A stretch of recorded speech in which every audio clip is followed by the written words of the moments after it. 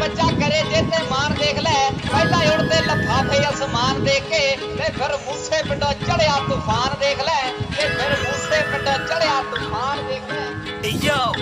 the kid.